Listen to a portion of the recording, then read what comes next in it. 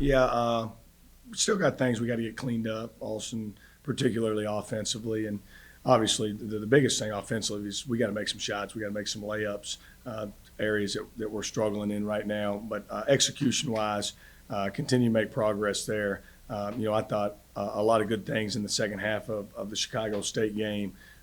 Obviously, two totally different styles of plays in terms of who we played against. But, the Chicago State game, second half, I thought we handled the pressure really well.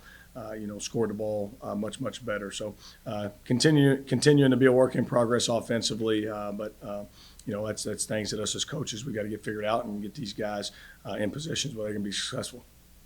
After the game in Columbus on Monday, Ty mentioned that the shooting stuff it's almost all mental. It's kind of a mental thing. Do you kind of feel the same way? Yeah, I don't know what it is. These guys work their tails off in the gym. We've got 10, 11 guys in here every morning at 7:30, 8 o'clock, getting extra shots up. I just think we got to see the ball go through the net, and I told these guys we're due for an offensive explosion, because the way we recruited is we recruited guys who could shoot the ball. Obviously, knowing we had Gabe coming back and being able to give him some space to play to around the rim, and these guys have all made shots in the past. It's just, it's something I almost want to quit talking about. To be honest with you, not make it a bigger point of emphasis than it really is. But we just need to see the ball go through the net in one game.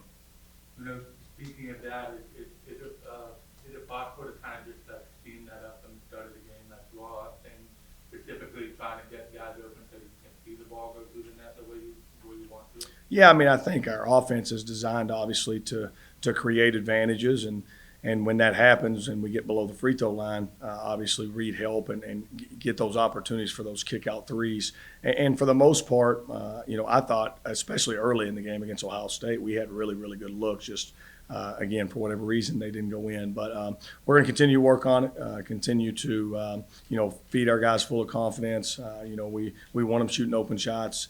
We want them, playing with a lot of confidence and freedom, and those things are going to click eventually. We just got to stay the course. What do you know about Syracuse? Yeah, they're obviously a very talented team.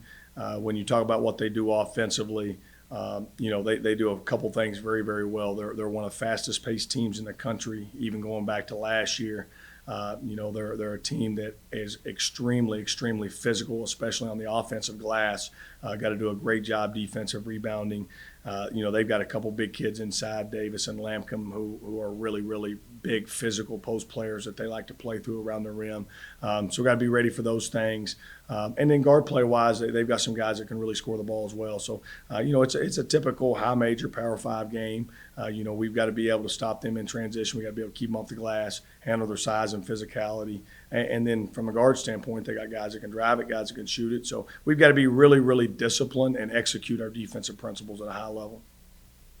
For decades, Syracuse is obviously always known for that kind of 2-3 going under Coach Ethan Faulkner. The past few seasons, since he's kind of stepped aside, how have you kind of noticed seeing the style of play kind of change on both ends of the ball? Yeah, totally different style play defensively for sure. All half-court man-to-man defense. We're really not playing any of the 2-3 zone like they used to when Coach Boeheim was there. So totally different style from that standpoint. And again, just offensively, they present some problems with their pace of play and then their ability to throw the ball around the rim to score it and also to rebound the ball. Playing two Power 5 teams or Power 4 teams back to back. In the schedule, is that kind of something you like? Is that ideal to play that two Power teams back to back like that? Yeah, our scheduling is really, really difficult. It's been a challenge, a lot because we've had the success that we've had, just to get these games. So we're really at the mercy of them, to be very honest with you, in terms of when we get these games. It's really, we take the games where they fit in our schedule, and whoever it is the games we've got to take. Going back to the Chicago State game, that second half you touched on, how much better you guys were compared to the first half. What were the differences that you saw to how you guys were able to kind of pull away in that game late as opposed to, a pretty back and forth first game in the first half? Yeah, the way Chicago State plays, it's a very hectic style of play. I just think after seeing it for 20 minutes, we got a feel for what that looked like. You know, it's very, very hard to replicate that in our practices, right? Because that's not how we play. So trying to get our scout team to replicate that is somewhat challenging. So getting 20 minutes under our belt of seeing that type of pressure and the way they were trapping, where the open areas were, I think we just kind of recognized a little bit better where we could get the ball and how we could attack in the second half.